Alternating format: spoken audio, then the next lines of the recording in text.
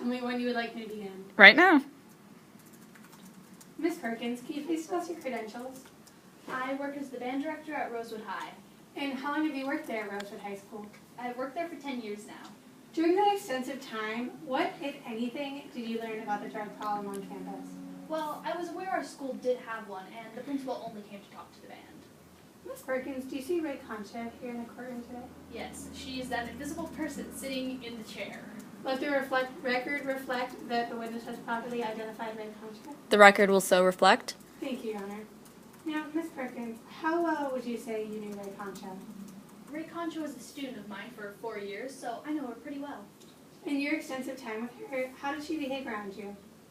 Ray was a good student. She was hardworking and a talented musician at that. She was enthusiastic, always came to class on time, and was basically just a good kid. Now, let's talk about Alex Weaver. How well did you know Alex Weaver?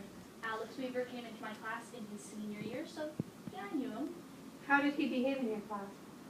Alex Weaver didn't appear to care about anyone or anything. Objection, Your Honor. Speculation.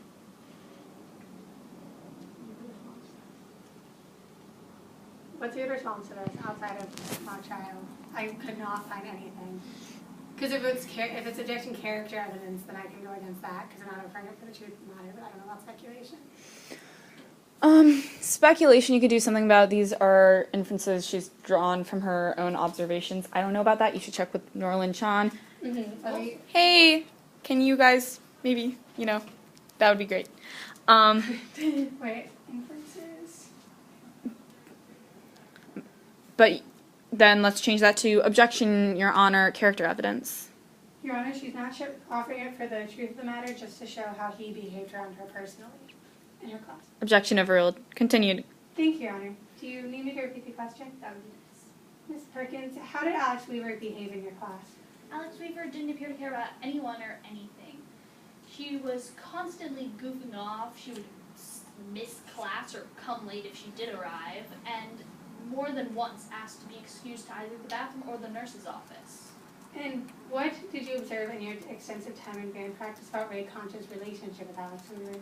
They were friends. I saw them hanging out together, sitting together, though there was some jealousy between them, seeing as Ray got the spot in the solo for the band and Alex didn't. Did you choose Ray over Alex for the solo part? I did. I felt that Ray had earned the spot and worked harder as a musician.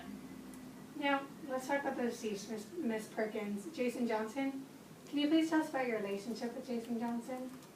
Yes. Jason was also a student of mine since his freshman year. And what did you observe about him in your extensive time with him?